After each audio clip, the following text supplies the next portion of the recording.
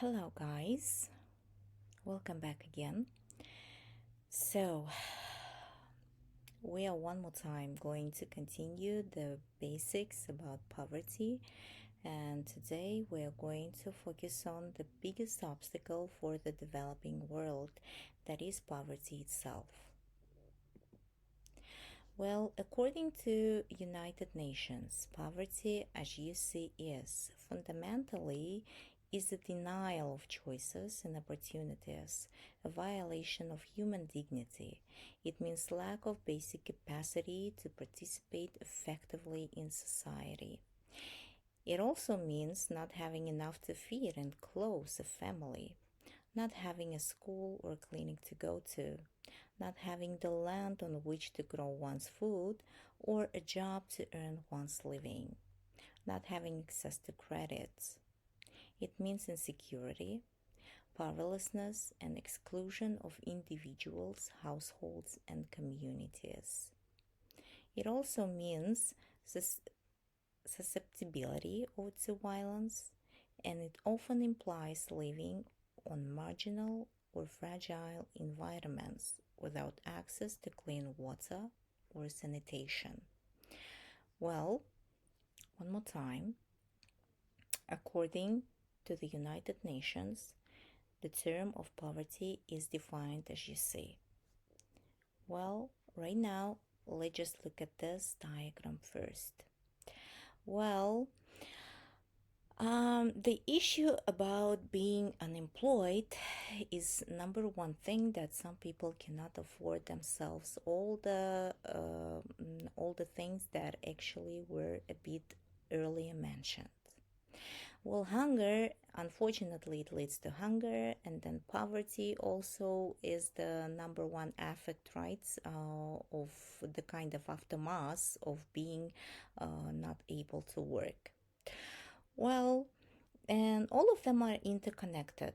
So, for instance, you cannot simply work if you don't have, I don't know, just maybe kind of enough education. And of course, you cannot afford yourself to apply to some universities because you are poor, right? So, this is basically the poverty. So, it also leads to this thing that you cannot work. Disease, right? You again, due to the poverty, you cannot afford yourselves any kind of maybe any kind of help of medical institutions or something else, right? You are shortened on buying some medicine, some pills, or something else, and it also leads, right? It also leads to some disease, and of course, you cannot work. And then it also leads one more time to what? To being completely I don't know, just to being completely hunger, right? So, and poverty also leads to few job opportunities. So, this is the thing, this is the, again, basics that you need to understand. So, unfortunately, not all, maybe kind of all of the mm, students at some points can understand all these issues because the again the basic moment about poverty is that um, there is no kind of just insurance or something else that you are going to live the life that you want because standards and all the requirements are changing, right?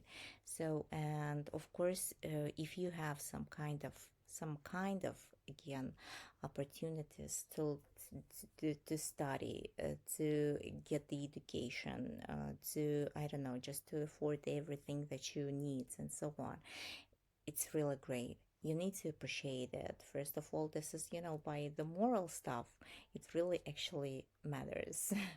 Well, the next one, types of poverty. Right now, let's just discuss them. There are basically two types, as you see, absolute poverty and relative poverty.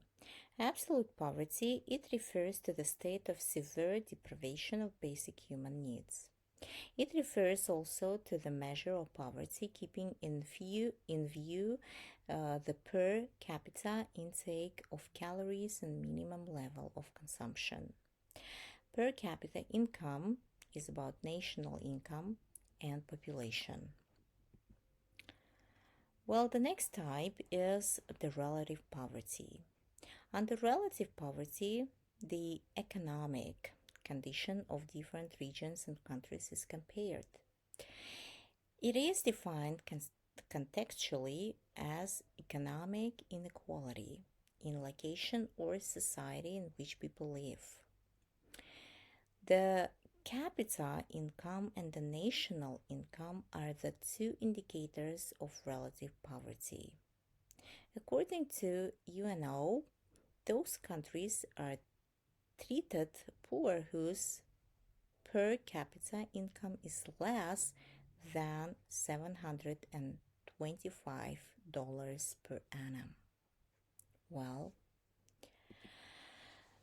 let's just define some causes of poverty: lack of education, large scale imports, division of agricultural lands, moral culture, government policies, corruption, privatization, overpopulation, unemployment. So, the next things: law and order, increase of utility charges, inflation, imposition of taxes, non productive expenditures, low living standard, landlordism, nepotism, backward infrastructure. Effects of poverty: child labor, crimes and violence, health problems, from a moral and religious values, homelessness, shorter lives, children antisocial behavior, hunger.